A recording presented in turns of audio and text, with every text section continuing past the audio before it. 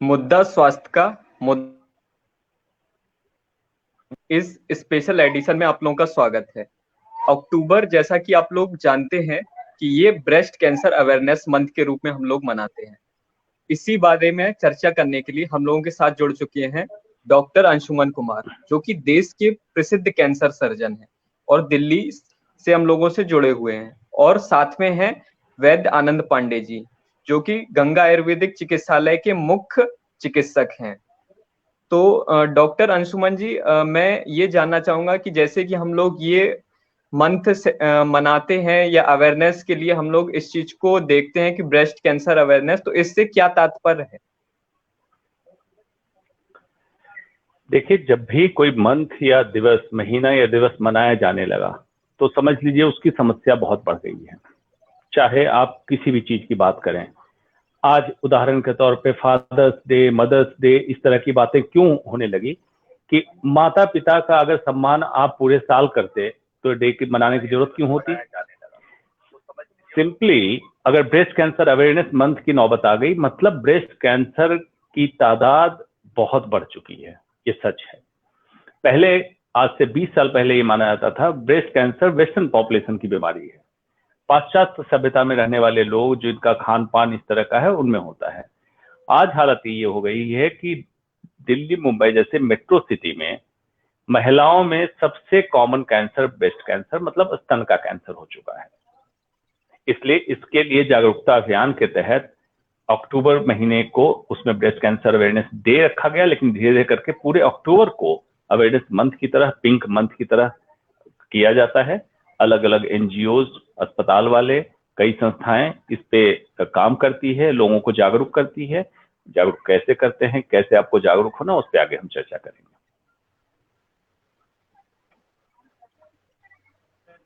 बिल्कुल सर। और डॉक्टर अंशुमन जी, मैं ये जानना चाहूंगा कि पहले के जो केसेस आते थे ब्रेस्ट कैंसर के और अब के जो केसेस आ रहे हैं 20 साल या 30 साल में, तो उनमें कैसा फर्क पड़ा है और वो किस वजह से पड़ा है?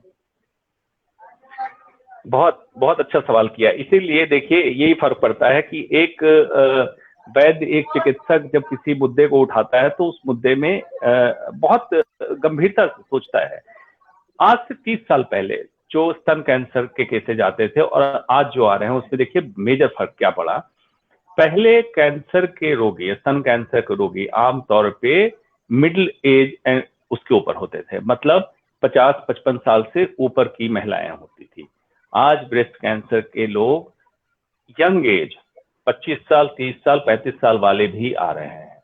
पहले तो उम्र में फर्क पड़ा कि बहुत जल्दी ब्रेस्ट कैंसर के केसेस नंबर, अगर ओपीडी की बात करें कि आपके पास कैंसर के 100 मरीज आ रहे हैं, उसमें कितने ब्रेस्ट कैंसर केसेस हैं, तो ऑलमोस्ट आप ये देखिए कि लगभग 20 से 22 रोगी ब्रेस्ट कैंसर के हैं। अगर 100 रोगी कैंसर के आ रहे हैं तो नंबर्स बढ़े, उम्र कम हो गई। दूसरा, एक हम लोग रिसर्च से अभी देखा है हमने, ट्रिपल नेगेटिव ब्रेस्ट कैंसर, मतलब आगे हम चर्चा करेंगे, hormone receptor, ER receptor, PR receptor negative, हर2 एक रिसेप्टर होता है, इसको नेगेटिव, ट्रिपल नेगेटिव। इसका जो आउटकम होता है इस तरह का ब्रेस्ट कैंसर, टीएनबीसी बोलते हैं टेक्निकली, इसका खराब हो, इसकी संख्या बढ़ी है। टीएनबीसी मतलब जो खराब तरीके का ब्रेस्ट कैंसर है, उसकी संख्या भी बढ़ी है। एक बार एक अच्छी चीज जरूर हुई है, पहले काफी केसेस एडवांस स्टेज में डिटेक्ट होते थे, अब कई केसेस अर्ली स्टेज में डिटेक्ट होने लगे हैं। ये जागरूकता का प्रभाव है, ये फर्क पड़ा है। कुछ खराब प्रभाव मैं कह सकता हूँ, कुछ खराब चीजें देखने को मिली है, लेकिन अच्छी चीज देखने को ये मिली कि अर्ली डिटेक्शन अब काफी केसेज होने लगे, खास करके शहरों से तो अर्ली डिटेक्शन केसेज आने लगे हैं। जी सर। और वैद्य आनंद पांडे जी से मैं ये पूछना चाहूंगा कि पहले के खान पान और अब के खान पान को लेकर आयुर्वेद क्या विचार करता है कि किस प्रकार से ये ब्रेस्ट कैंसर बढ़ रहा है? जी, आयुर्वेद महिलाओं को अलग विशेष कुछ देखता है, उसके बारे में मैं थोड़ी सी चर्चा करूंगा।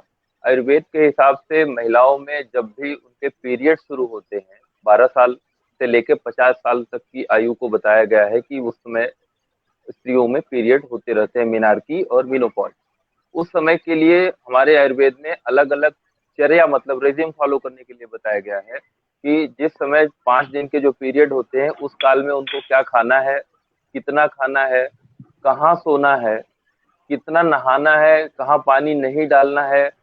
जैसे आपको मैं उदाहरण के लिए बताऊं तो पहले जो परंपरा बन गई थी वो परंपरा थी, लेकिन ये वैज्ञानिकता से भरी हुई है कि पीरियड के समय में कोई भारी सामान नहीं उठाना है, पानी का घड़ा नहीं छूना है, जार नहीं छूना है अचार का।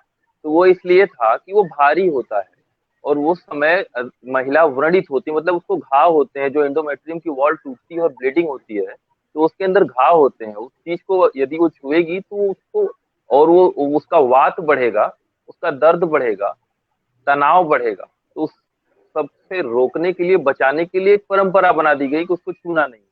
ये बताया जाता था कि आप कहीं पूजा करने मंदिर नहीं जाएंगे। तो मंदिर नहीं जाएंगे इसका मतलब ये नहीं था कि आप बहुत अपवित्र हैं, उसका मतलब ये भी था कि आप मंदिर जाएंगे तो पद्मासन में या फिर सुखासन में बैठेंगे। उस समय बैठना जो है वो उनके लिए घातक हुआ करता था, वो आज भी है। तो उन सब चीजों को रोकने के लिए ये सारी चीजें बनाई गई थी। खाने के लिए बताया गया कि 1 अंजलि प्रमाण चावल लेना है। चावल इसलिए लेना है कि वो जो चावल होता है वो सुपाच्य होता है, आसानी से पच जाएगा। 1 अंजलि ही लेना है, मतलब एक मात्रा, निश्चित मात्रा है, उतना ही लेना है, वो पच जाएगा। वो शीत होता है, चावल ठंडा होता है, वो ज्यादा आपके पित्त को और वात को प्रकोपित होने से रोकेगा। कुश के आसन पे सोना है, कुश के आसन पे इसलिए सोना है कि वो शीत होता है, इसलिए कुश के आसन पे सोना है।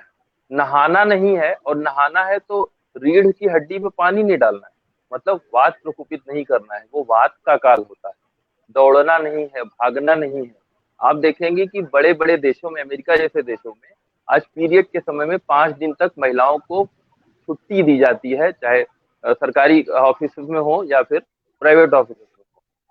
वो यही कारण है कि उनको आराम दिया जाता है। उस समय उनको व्रण होता है, घाव होता है, वो चीजें भर जाएं। आप देखते हैं कि आज के समय में महिलाओं को हॉट फ्लैशेस जैसे दिक्कतें होती है, अचानक गर्मी लगती है, अचानक ठंड लगती है।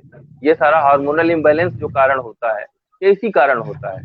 तो आयुर्वेद इस दृष्टिकोण से देखता है कि वो चीजें न हो, बचाव, रोकथाम के दृष्टिकोण से आयुर्वेद बताता है ये सारी चीजें यदि पालन की जाएंगी, ऋतुचर्या इसको हमारे यहाँ बोला जाता है, ऋतुमती चर्या, इसका पालन करने से ये जो समस्याएं बहुत जल्दी जल्दी और बहुत फैली हुई हैं वो नहीं होंगी या रुक जाएंगी।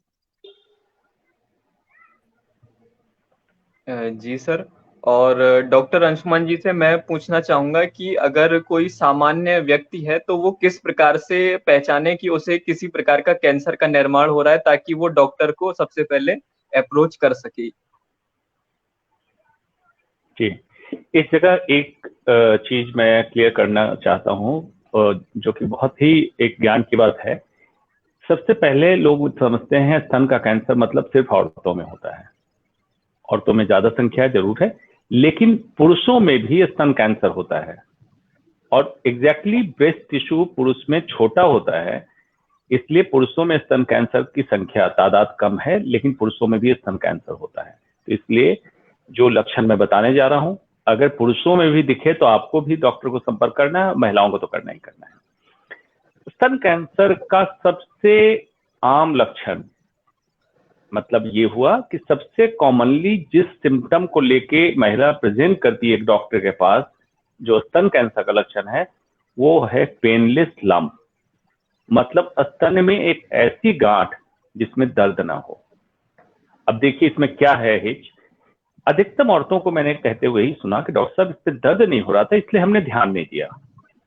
तो स्तन कैंसर शुरुआती स्टेज में दर्द नहीं करता है। तो ऐसी गांठ जो कुछ समय से पड़ी हो और दर्द ना हो रहा हो तो लक्षण हो सकता है स्तन कैंसर का। पुरुषों में भी अगर चेस्ट के एरिया में कोई गठान महसूस हो रही है तो स्तन कैंसर की संभावना हो सकती है, उसकी जांच कराएं। दूसरा लक्षण क्या होता है? Nipple discharge. निप्पल से कोई भी स्राव का निकलना, खास करके स्राव का रंग अगर खून के रंग से मिलता जुलता हो, जिसको हम आमतौर पर कहते हैं ब्लडी निप्पल डिस्चार्ज, खून मिक्स रक्त से मिला हुआ निप्पल से डिस्चार्ज। एक्जिमा लाइक सिम्टम्स, मतलब निप्पल एरियोला जो सेंटर का हिस्सा है स्तन का, उस पर कोई खुजली होके और कोई जख्म बन जाए, यह स्तन कैंसर का सिम्टम हो सकता है। अगर मान लीजिए ब्रेस्ट का साइज बहुत बड़ा है तो हो सकता है आपको गांठ महसूस ना हो, लेकिन हो सकता है निप्पल का डायरेक्शन चेंज हो। निप्पल जैसे आप देखते थे, जिसके आगे हम चर्चा करेंगे, ब्रेस्ट सेल्फ एग्जामिनेशन की हर महिलाओं को करना चाहिए, क्यों करना चाहिए उसकी चर्चा हम आगे करेंगे। तो निप्पल का अगर डायरेक्शन चेंज हो रहा हो, शेप या साइज कोई बदलाव हो रहा है, मतलब निप्पल अंदर की तरफ जाने लगे या एक तरफ कहीं मुड़ने लगे, तो हो सकता है अंदर स्तन कैंसर डेवलप हो रहा हो। या किसी भी जगह प्रोमिनेंस, कोई नसें तनी हुई वहां दिख रही हो, लालिमा दिख रही हो, स्किन लाल दिख रही हो, तो हो सकता है अंदर स्तन का कैंसर हो।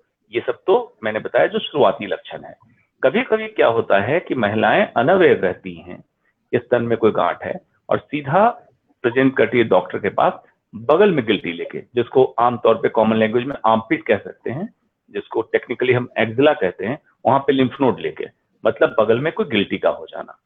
या दुर्भाग्यवश स्तन कैंसर बहुत एडवांस स्टेज में प्रेजेंट करे तो कमर की हड्डी में दर्द, जॉन्डिस का हो जाना या किसी और भी लक्षण लेके प्रेजेंट कर सकते हैं। लेकिन हमारी कोशिश क्या होनी चाहिए कि जितनी शुरुआती स्टेज में ब्रेस्ट कैंसर को पकड़ लें, उपचार संभव है और पूरी तरह से इसका निदान, ट्रीटमेंट हो जाता है।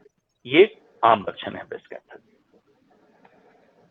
जी सर, बिल्कुल आपने बताया कि जिस प्रकार के लक्षण बताए हैं, पेनलेस, लंप, बिना दर्द ना होने वाली गांठ, अगर वहां से किसी प्रकार का स्राव हो रहा है, रक्तवर्णी, और इन सब लक्षणों को हम लोग देखें और अर्ली डिटेक्शन करें और डॉक्टर से सलाह लें। वैद्य आनंद पांडे जी, मैं आपसे पूछना चाहूंगा कि ऋतुमती स्त्री के बारे में क्या बताया गया है और इससे क्या संबंध है ब्रेस्ट कैंसर से?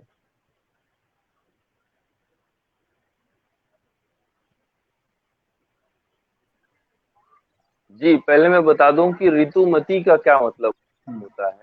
ऋतुमती का मतलब होता है वो 5 दिन का पीरियड का समय, जब मेंस्ट्रुअल ब्लीडिंग होती रहती है, तो वो समय के काल को ऋतु काल कहते हैं हमारे यहाँ। और उस काल में ही बताए गए हैं कि जैसा कि मैंने पहले भी बताया कि एक अर्धजली प्रमाण ही चावल खाना है, भारी सामान नहीं उठाना है, कुछ के बिछौने पे सोना है, और दौड़ना भागना, मतलब जो शारीरिक श्रम होते हैं उन्हें नहीं करना है, तनाव नहीं लेना है। ये जो तनाव होता है ये भी हमारे आयुर्वेद के हिसाब से ये ब्रेस्ट कैंसर, विद्युद्धि और अर्बुद का कारण बताया गया है। या फिर जो हमारे यहाँ ग्राम्य आहार का एक टॉपिक है, उसमें जो हमारे इस समय के जो आहार चलते हैं, पिज्जा, बर्गर, उसके कारण जो हमारे यहाँ देखेंगे आपकी लो बैक पे या फिर पेट पे, नाभि के नीचे जो फैट जमा होता है, वो भी मेद दूषित होता है, और वो मेद भी एक कैंसर का कारण होता है, आयुर्वेद के चश्मे से भी देखा जाए तो भी।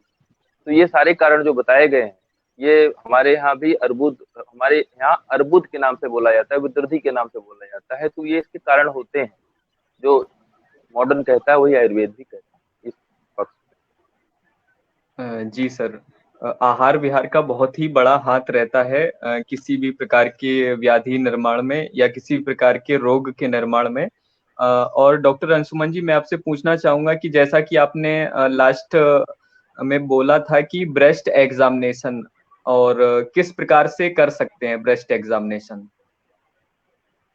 जी, कारण पे चर्चा हो रही थी, वहां से शुरू करते हैं, फिर ब्रेस्ट एग्जामिनेशन पे आ जाएंगे। सबसे पहले तो मैंने कहा था पेनलेस लंप, मतलब दर्द ना होने वाली गांठ। तो दर्द होने वाली गांठ क्या हो सकती है? अगर पीरियड से पहले, मंथली साइकिल के 5 दिन 4 दिन पहले अगर स्तन में दर्द हो और उसमें आपने छुआ, कोई गांठ महसूस हो, बहुत ज्यादा उम्मीद है ये कैंसर की गांठ नहीं होगी। फिर भी आपको शक हुआ है, आप दिखा लें उसको। ब्रेस्ट सेल्फ एग्जामिनेशन की बात करने से पहले 2-4 मुख्य कारणों को मैं समझा दूं कि स्तन कैंसर के कारण क्या होते हैं। इसको समझने का एक फॉर्मूला मैं आपको बता दूं, आप अपने हिसाब से अपनी दिनचर्या को समझ लें और देख लें कि आपके लाइफ में, आपके जीवन में कोई रिस्क के फैक्टर्स हैं नहीं है। ईस्ट्रोजेन एक हार्मोन है महिलाओं में, जो जितना लंबा समय एक महिला के जीवन में एक्सपोजर देगा उतना चांस ब्रेस्ट कैंसर का बढ़ेगा।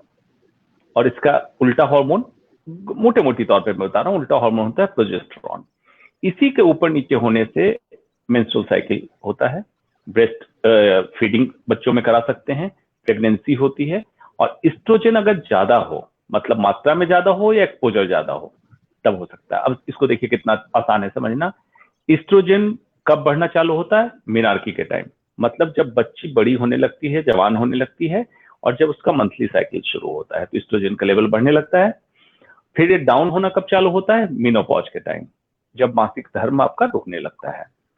तो अगर मेंस्ट्रुअल साइकिल अर्ली हो जाए, शुरू, जिसको मेनार्की कहते हैं, मेनार्की अर्ली एज में हो और मेनोपॉज डिलेड हो, लेट हो, तो नंबर ऑफ ईयर्स, जितने साल एस्ट्रोजन का एक्सपोजर हुआ, बढ़ जाएगा। जैसे पहले इंडिया में बच्चों में मेंस्ट्रुअल साइकिल स्टार्ट होती थी 15 साल, 14-15 साल की उम्र में, और खत्म हो जाती थी 40-42 साल की उम्र में। तो एस्ट्रोजन एक्सपोजर कितने साल का हुआ? 25 से 27 साल। आज स्टडी में हम क्या देख रहे हैं? 9 साल, 10 साल में मेनार्की स्टार्ट हो जाती है, मतलब मेंस्ट्रुअल साइकिल स्टार्ट होती है। और मेनोपॉज 45, 47, कभी 50 साल की उम्र में। तो लगभग एस्ट्रोजन एक्सपोजर का टाइम 40 साल का हो गया, लंबा हो गया। एक, प्रेगनेंसी कम होना या प्रेगनेंसी ना होना ब्रेस्ट कैंसर का कारण कैसे होगा? जब प्रेगनेंसी होती है तो एस्ट्रोजन का लेवल डाउन हो जाता है और प्रोजेस्टेरोन का लेवल अप होता है। प्रोजेस्टेरोन को माना गया है ब्रेस्ट कैंसर प्रोटेक्शन। तो नंबर ऑफ प्रेगनेंसी जितनी ज्यादा होगी उतना ब्रेस्ट कैंसर का रिस्क कम होगा, और नंबर ऑफ प्रेगनेंसी 0 हो जाए तो ब्रेस्ट कैंसर का रिस्क बढ़ गया, क्योंकि एस्ट्रोजन का एक्सपोजर आपका लंबे समय तक हो गया। इसी तरह से ब्रेस्ट फीडिंग, स्तन पान कराने से, बच्चे को दूध पिलाने से, माँ जो दूध पिलाती है उसमें हाइपर एस्ट्रोजनेमिया नहीं होता है, मतलब एस्ट्रोजन का लेवल अप नहीं होता, प्रोजेस्टेरोन अप रहता है, तो ब्रेस्ट कैंसर प्रोटेक्शन है। डाइट, आपके खाने पीने में, आप फास्ट फूड, पिज्जा, बर्गर, जैसा वैद्य जी बता रहे थे, सिमिलरली मेडिकल साइंस मानता है सैचुरेटेड फैट की मात्रा अगर आपके खाने में ज्यादा हो, फाइबर ना हो, जो मैदे की चीज आप खाते हो उसमें फाइबर नहीं जाता है, हरी साग सब्जी आप नहीं खा रहे हो, तो ट्रंकल ओबेसिटी, जो कमर, नाभि के नीचे का हिस्सा, पीछे का हिप का हिस्सा, इस पे चर्बी अगर ज्यादा जमा हो, ये हाइपर एस्ट्रोजेनिक स्टेट कराता है, ये इसमें ब्रेस्ट कैंसर का रिस्क बढ़ेगा। ये सब कारण है। और क्या हो सकता है? आजकल मॉडर्न सोसाइटी में महिलाएं हार्मोन रिप्लेसमेंट थेरेपी लेने लगी है, कि मेनोपॉज जब आने लगे तो हार्मोन ऊपर से लेने लगी, एस्ट्रोजन कंटेनिंग होता है, फिर ब्रेस्ट कैंसर का रिस्क बढ़ा। इस तरह से आप देखेंगे तो अनगिनत चीजें, जिसमें रिसेंटली स्टडी में ये देखा जा रहा है, प्लास्टिक का इस्तेमाल, प्लास्टिक से जो तत्व निकलते हैं, केमिकल लीचिंग होती है पानी में या खाने में, जहां से भी, उसमें बिस्फोसफेनॉल ए एंड थैलेट, 2 प्रोडक्ट हैं जो मिमिक करता है एस्ट्रोजन को, और ये भी एक ब्रेस्ट कैंसर का कारण देखा जा रहा है। इस पर रिसर्च अभी जारी है। तो ये सब आम जो कारण है कैंसर के, इसको हम समझ गया। अब ब्रेस्ट सेल्फ एग्जामिनेशन की बात, कई इसमें कंट्रोवर्सी होती है कि ब्रेस्ट सेल्फ एग्जामिनेशन क्या वाकई प्रोटेक्टिव है, इसका कुछ फायदा है? देखिए, अगर पूरे वर्ल्ड की बात करें तो अमेरिका में ब्रेस्ट सेल्फ एग्जामिनेशन को खत्म कर दिया गया कि अब इसका फायदा नहीं है। क्यों खत्म किया गया? क्योंकि वहां रूटीन ब्रेस्ट कैंसर स्क्रीनिंग हर महिला कराती है, मैंडेटरी कर दिया है, लोग भी जागरूक हैं। तो स्क्रीनिंग का मतलब है मैमोग्राम या अल्ट्रासाउंड समय पर उनका होता है, तो छोटे से छोटे गांठ को पकड़ लेते हैं जो अपने हाथ से नहीं छू के पकड़ सकते हैं। आज भी भारत में ब्रेस्ट कैंसर स्क्रीनिंग के बारे में बहुत कम लोग जानते हैं, इसलिए भारत के लिए आज भी ब्रेस्ट सेल्फ एग्जामिनेशन अति महत्वपूर्ण है। क्यों? क्योंकि जो महिलाएं 8 या 10 सेंटीमीटर का ब्रेस्ट कैंसर स्तन में लेके आती हैं, अगर ब्रेस्ट सेल्फ एग्जामिनेशन को सिखाया जाए तो 2 सेंटीमीटर, 3 सेंटीमीटर या हो सकता है उससे छोटा भी लेके आएंगी। अर्ली डिटेक्शन होगा, क्योर हो जाएगा। दूसरा क्या होगा? जागरूकता बढ़ेगी। जागरूकता बढ़ेगी तो क्या होगा? एक महिला दूसरी महिला से बात करेगी, स्तन कैंसर के प्रिवेंशन की बात करेगी, रोकथाम की बात करेगी, और ब्रेस्ट सेल्फ एग्जामिनेशन की बात करेगी। उससे क्या होगा कि सभी लोग करेंगे। जब करेंगे तो एक प्रचलन होगा कि देखो इसकी संख्या बढ़ रही, तो हमें रोकने के लिए क्या क्या करना चाहिए। विशेषज्ञ से संपर्क करें, अपने पास उपलब्ध जो भी कैंसर के विशेषज्ञ हों, आयुर्वेदाचार्य हों, उनसे मिलें और इसके रोकथाम की बात करें। तो ब्रेस्ट सेल्फ एग्जामिनेशन कैसे करना है ब्रीफ में बताता हूँ, ये बहुत इंपॉर्टेंट टॉपिक है, इस पे चाहिए तो एक सेपरेट सेशन रख सकते हैं। महिलाएं एक दिन तय कर ले महीने में, जैसे प्री मेनोपॉजल लेडी जिनकी मासिक माहवारी अभी चल रही हो, वो तय कर लें कि मंथली साइकिल शुरू होने के 6ठे या 7वें दिन, उदाहरण के तौर पे मंथली साइकिल शुरू हुई 1 को, तो 7 तारीख को ब्रेस्ट सेल्फ एग्जामिनेशन करना है। और जो पोस्ट मेनोपॉजल है, जिनका मेनोपॉज हो चुका है, वो कैलेंडर के किसी भी डेट को फिक्स कर लें। उदाहरण के तौर पे किसी का जन्मदिन 12 तारीख को आता है, तो 12 तारीख हर महीने की फिक्स कर लें कि मुझे ब्रेस्ट सेल्फ एग्जामिनेशन इसी दिन करना है। आप पूछ सकते हैं कि महीने में हर दिन क्यों ना करें? क्या कारण है कि इस हार्मोन लेवल के अप डाउन होने से स्तन की कंसिस्टेंसी जब आप छूते हैं, जैसा महसूस होता है स्तन का हिस्सा, ये बदलता रहता है। तो दिन इसलिए हमने फिक्स किया कि मेंस्ट्रुअल साइकिल के 7वें दिन और प्री पोस्ट मेनोपॉजल जिनका मासिक धर्म रुक चुका है, उनका एक फिक्स डेट पे, तो उस डेट को स्तन का छूने का तरीका, रूप, साइज, शेप एक होगा। हर महीने चेक करते रहें और इसमें कोई बदलाव आए तो तुरंत उसको नोटिस करें। कैसे चेक करना है? उस दिन महिला जब स्नान करने जाए तो साबुन या बाथ जेल या जो भी आप लगाते हैं शरीर पे, पहले मिरर के सामने दोनों स्तन को देखें, दोनों निप्पल का लेवल एक है कि नहीं, दोनों स्तन में कोई बड़ा छोटा तो नहीं दिख रहा है, कहीं किसी जगह कोई ज्यादा उभार तो नहीं दिख रहा है। उसके बाद pulp of the finger, pulp कहते हैं आगे के हिस्से को, टिप से नहीं करना है, पल्प मतलब इस हिस्से से अपने स्तन को इस तरह से क्लॉकवाइज या एंटी क्लॉकवाइज पूरे स्तन को घुमा के चेक करना है। इस तरह से स्तन कहां से कहां तक होता है? कॉलर बोन, मतलब ऊपर की हड्डी जो कॉलर बोन होती है वहां से लेके जो स्तन पूरा दिखता है उसके नीचे तक स्तन का हिस्सा होता है। साथ में आर्मपिट मतलब बगल को भी एग्जामिन करें। इस तरह से क्या क्या एग्जामिन करना है आपको? कोई गठान तो नहीं है। तो गठान देखने में सबसे बड़ी गलती जो महिलाएं करती क्या करती हैं, इस तरह से देखती हैं। स्तन को जब भी किसी हिस्से को, स्तन के हिस्से को अगर इस तरह से पकड़ेंगे तो आपको गठान महसूस होगी। तो ऐसे नहीं पकड़ना है, इसलिए मैंने कहा पल्प ऑफ द फिंगर, बिल्कुल फ्लैट हाथ से इस तरह से आपको छूना है और इसमें देखना है सब जगह कोई गठान तो नहीं महसूस हो रही है। उसके बाद निप्पल को दबा के देखना है इससे कोई स्वाब तो नहीं आ रहा है। ये हर महीने करें नहाने समय। क्यों?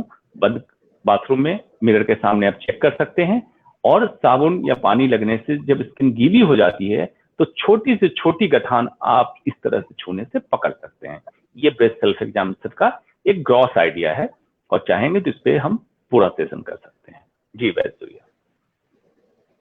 बिल्कुल सर, हम लोग चाहेंगे कि इस पे एक बिल्कुल हम लोग डिटेल सेशन रखें और आपने बहुत ही अच्छे से बताया कि किस प्रकार के कारण इसमें इन्वॉल्व हैं और किस प्रकार से हम लोग बेसिक ब्रेस्ट एग्जामिनेशन कर सकते हैं।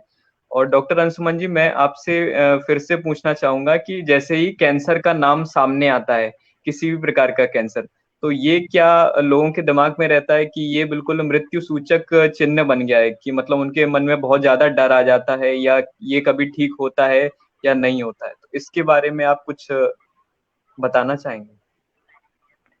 जी, आपने बिल्कुल सही बात उठाई है। समाज में ऐसी अवधारणा है कैंसर मतलब मृत्यु का प्रमाण पत्र। बिल्कुल गलत है, ऐसा नहीं सोचें। देखिए कितने शोध आ गए जिसमें अब तो ये देखा जा रहा है कि प्रैक्टिकली हर इंसान में हर दिन कैंसर के सेल बनते हैं, मतलब कैंसर उत्पन्न होता है। लेकिन प्रकृति प्रदत्त नेचुरली गिफ्टेड ह्यूमन बॉडी इस तरह का है कि ऑटोमेटिकली बॉडी का सिस्टम उसको पकड़ता है, डिटेक्ट करता है और मार देता है कैंसर सेल को। तो इमेजिन करें कि इस तरह से इंटीग्रेटेड सर्किट आईसी आपके बॉडी के अंदर दिया हो, जो भी कोई भी अगर फॉरेन सेल बन रहा है तो उसको पकड़ के मार रहा है, तो उसको क्यों डिस्ट्रॉय करते हैं हम लोग? अब क्या है, उदाहरण के तौर पर स्तन कैंसर ही लीजिए, ये कुछ बाहर से नहीं आया है, आपके अपने शरीर के अंदर की कोशिका बदल गई और एबनॉर्मल बिहेव करने लगी। इसको डेफिनेशन वाइज क्या कहते हैं? Aimless, purposeless, abnormal growth of our own body cell is cancer. मतलब क्या हुआ? बिना उद्देश्य के बहुत तेजी से अगर एक सेल से दो, दो से चार, चार से आठ, आठ से 16 होने लगे तो इसी कैंसर कहते हैं। एबनॉर्मल हो, लेकिन स्तन का अपना टिश्यू है, अपना हिस्सा है, लेकिन एबनॉर्मल हो गया। और ये जब बढ़ने लगे और एक अंग से दूसरे अंग में इसको भागने की क्षमता हो जाए, इसी कैंसर है। दूसरी इसमें एक पावर होती है इमॉर्टैलिटी की, मतलब एक सेल मरता नहीं है, तो जब मरेगा नहीं तो बढ़ता जाएगा, इसका साइज बढ़ेगा और दूसरे अंग में पहुंचेगा। तो इसको क्या है, कैंसर को समझने की जरूरत है। समझने की जरूरत क्या है, पहला स्टेप पे समझने की जरूरत है कि कैंसर हो ही नहीं। अगर एक लाइन में मुझसे पूछिएगा, एक लाइन में ये है, try to be as normal as natural as possible. मतलब स्वभावतः सहज और सामान्य जितना हो सकता है रहने की कोशिश करें, ये मानसिक तौर पे भी और शारीरिक तौर पे भी।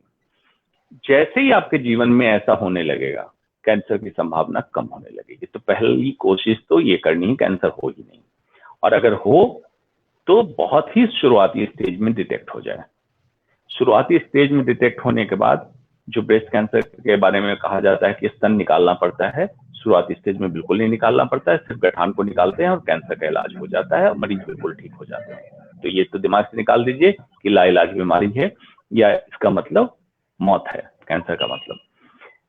दूसरा क्या फायदा हुआ, कई महिलाएं जो 65 साल 70 साल की हैं, उनमें अगर ब्रेस्ट कैंसर शुरुआती स्टेज में डिटेक्ट होता है, सिर्फ ऑपरेशन कर दिया, एक हार्मोन की गोली देते हैं, ट्रीटमेंट खत्म। कोई कीमोथेरेपी की जरूरत नहीं, कोई रेडिएशन की जरूरत नहीं होती है। तो ये सब बहुत सारे फायदे हैं जो कि अर्ली स्टेज में डिटेक्ट करने से हो सकते हैं। इसीलिए दो लेसन क्या है कि कैंसर ना हो, अगर हो तो अर्ली स्टेज डिटेक्ट हो, और तीसरी बात कि कैंसर मौत का मृत्यु प्रमाण पत्र नहीं है, ये दिमाग से निकालें, एक ठीक होने वाली बीमारी है। बिल्कुल सर, आपके इसी बात से कई लोगों को बहुत अच्छा प्रोत्साहन मिला होगा कि मतलब कैंसर बिल्कुल ठीक होने वाली बीमारी है अगर इसका अर्ली डिटेक्शन और प्रॉपर इलाज होता है। आनंद जी कुछ कहना चाह रहे हैं? जी आनंद जी। क्योंकि ये प्रोग्राम ये जो चल रहा है ये अवेयरनेस के लिए है और बात कैंसर की हो रही है, तो मैं सर से एक प्रश्न पूछना चाहूंगा जो आम जन मानस में यही पता है, उसको जरा सा मैं क्लियर करना चाहता हूँ कि क्या कैंसर की जांच के लिए जो बायोप्सी या फिर एफएनएसी कराई जाती है, तो क्या उस बायोप्सी या एफएनएसी करने से वो कैंसर और विभत्स रूप ले लेता है या बढ़ जाता है? उससे कोई छेड़छाड़ की जाए तो क्या वो बढ़ने लगता है और तेजी से? जी, काफी अच्छा सवाल है, क्योंकि ये बहुत बड़ी अवधारणा है खासकर उत्तरी भारत में कि कैंसर में अगर लोहा टच में आ जाए तो बढ़ता है, जिसमें क्या होता है, किसी भी तरह के एफएनएसी बायोप्सी या ऑपरेशन करने से कैंसर बढ़ जाता है। ये बिल्कुल अवधारणा है, ये गलत बात है।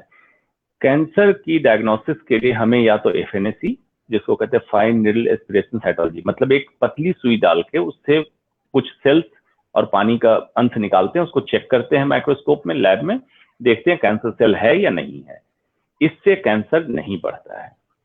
बायोप्सी तो ट्रू कट बायोप्सी या कोर नीडल बायोप्सी कहते हैं, उसको करने से भी कैंसर नहीं बढ़ता है। और अगर ऑपरेशन की स्थिति है तो ऑपरेशन करने से भी कैंसर नहीं बढ़ता है। लेकिन अवधारणा बनी, कुछ तो वजह रही होगी, बिल्कुल वजह रही थी। क्या वजह रही कि आज से 20-30 साल पहले उत्तरी भारत में खास करके कैंसर का समुचित इलाज नहीं होता था, संभव नहीं था। तो अगर मान लीजिए कोई डॉक्टर उसमें ट्रेन नहीं है और उसका इलाज कर रहा हो, तो उसमें बायोप्सी अगर गलत तरीके से कर रहा हो या ऑपरेशन गलत तरीके से कर रहा हो और उसके बाद उसको मरीज को सही गाइडेंस नहीं दे रहा हो और मरीज की बायोप्सी हो गई, उसको छोड़ दिया या थोड़ा सा ट्यूमर निकाला छोड़ दिया, तो निश्चित ट्यूमर बढ़ेगा।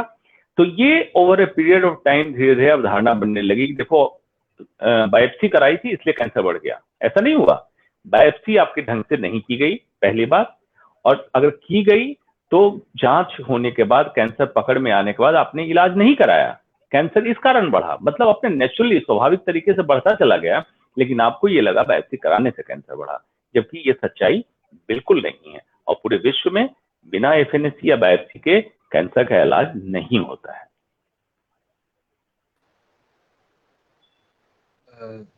जी सर, वैद्य आनंद जी से मैं पूछना चाहूंगा कि हम लोग किन किन बातों का ध्यान रखें ताकि हम लोग को ब्रेस्ट कैंसर जैसी बीमारी हो ही ना। प्रिवेंशन की यहाँ पे मैं बात करना चाह रहा हूँ, इसमें आयुर्वेद किस प्रकार से योगदान दे सकता है? जी, ब्रेस्ट की एनाटॉमी जो आयुर्वेद में बताई गई है उसके अकॉर्डिंग मैं थोड़ा सा बताना चाहूंगा। हम स्तन के ऊपर और स्तन के नीचे दो मर्म बताए गए हैं, वाइटल पॉइंट्स बताए गए हैं। ऊपर वाले को कहते हैं स्तन रोहित और नीचे वाले को कहते हैं स्तन मूल। और जो स्तन मूल नाम का मर्म होता है, जो वाइटल पॉइंट होते हैं, हमारा कई ग्रंथ ऐसा भी बताते हैं कि उससे मन का स्थान होता है। मतलब कि यदि महिला तनाव में है तो उसका मन विचलित है, विक्षिप्त है, और वो उसमें रोग उत्पन्न करने के चांसेस बढ़ जाते हैं, उसकी इम्यूनिटी वैसे ही घट जाएगी। तो एक तो ये हो गया कि तनाव नहीं लेना है। दूसरा, जो दिनचर्या बताई हुई है स्वस्थ रहने के लिए, सिर्फ वही करना है, उसके अलावा अलग से उसके लिए कुछ नहीं करना है। सिर्फ दिनचर्या का पालन करिए, अच्छा उठना बैठना, व्यायाम, आहार और समय से सोना, समय से जगना, सिर्फ इसी का पालन करते जाइए।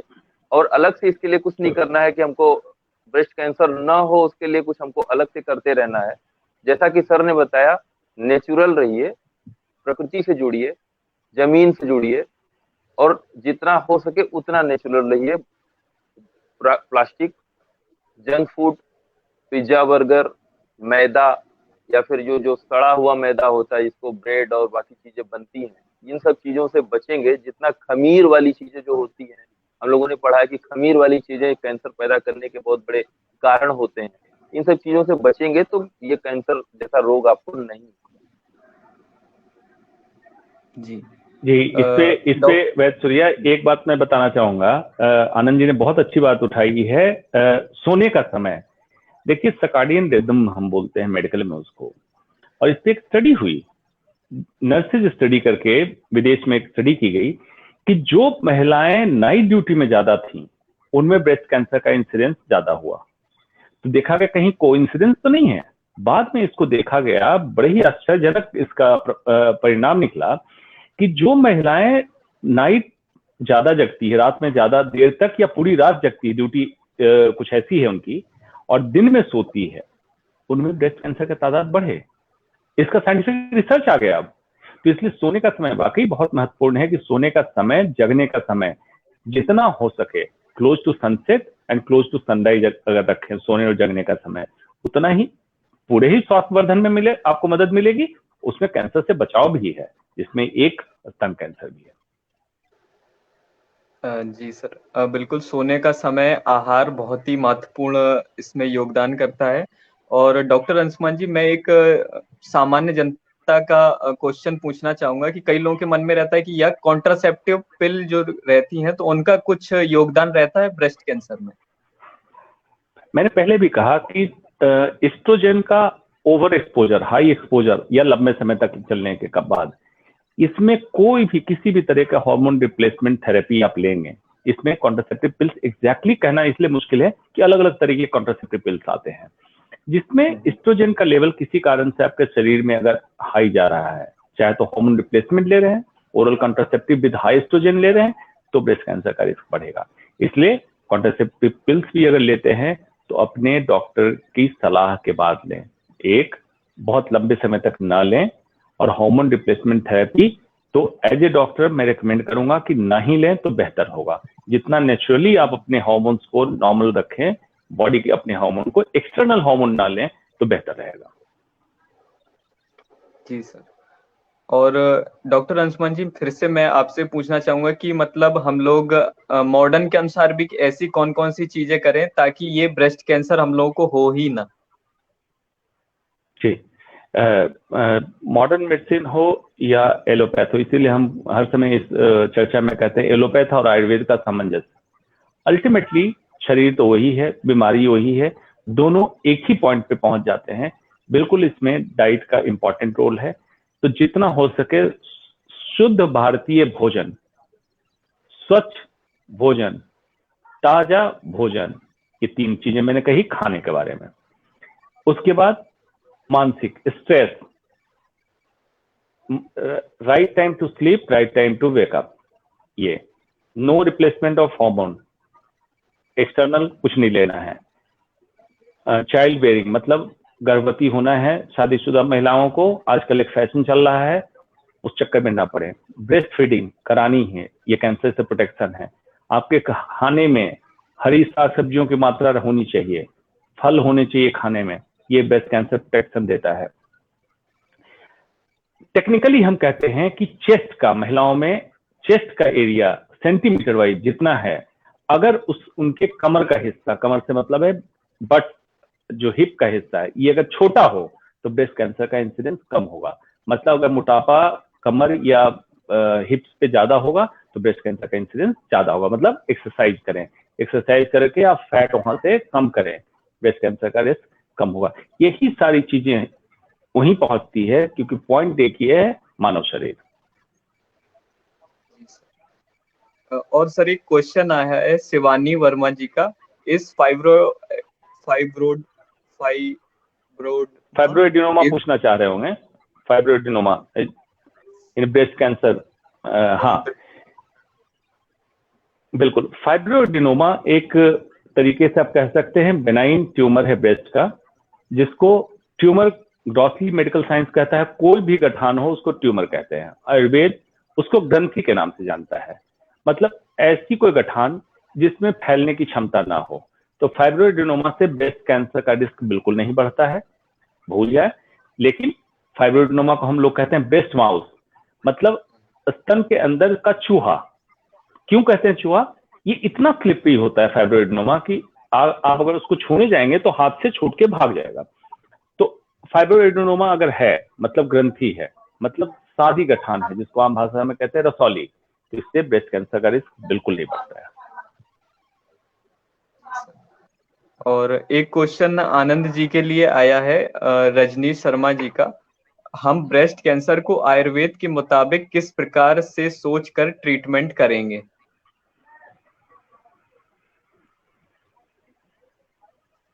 जी, ब्रेस्ट कैंसर को आयुर्वेद के हिसाब से अगर आप देखना चाहेंगे तो फिर हमको उनमें दोष देखने पड़ेंगे, कौन से दोष हैं, कौन सा दोष सरतम भाव में, कौन सा दोष ज्यादा प्रकोपित है, कौन सा दोष कम प्रकोपित है, इसको देखना पड़ेगा।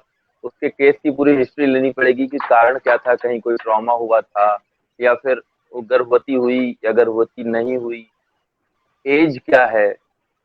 उसके बाद फिर हम जो है ट्रीटमेंट पार्ट पे आएंगे, क्योंकि हमारे यहाँ आयुर्वेद में हर व्यक्ति का ट्रीटमेंट अलग अलग होता है। इसको कस्टमाइज कहा जा सकता है कि हर व्यक्ति के लिए अलग अलग ट्रीटमेंट होता है, पहली बात। और दूसरी बात सबसे जरूरी जो है वो मैं ये कहूंगा कि कभी भी किसी भी तरीके की चिकित्सा यदि आप कराते हैं तो उस चिकित्सक के बारे में जान लें, वो पढ़ा लिखा डिग्रीधारी हो और वो उस चिकित्सक उस तरीके की चिकित्सा करने का या तो अनुभव रखता हो या अधिकार रखता हो, तभी आप उनके यहाँ उस चिकित्सा कराने के लिए जाए। कई सारे पेशेंट हमारे यहाँ ऐसे भी मिले हैं हमको जो कि जाते हैं ब्रेस्ट कैंसर का इलाज कराने आयुर्वेद के नाम पे। मैं खुद आयुर्वेद का चिकित्सक हूँ, मैं बता रहा हूँ कि आयुर्वेद के नाम पे चिकित्सा कराने जाते हैं, कई सारे लेप लगाए जाते हैं, पूरा ब्रेस्ट जल जाता है, कई सारे टिश्यू उनके जल जाते हैं।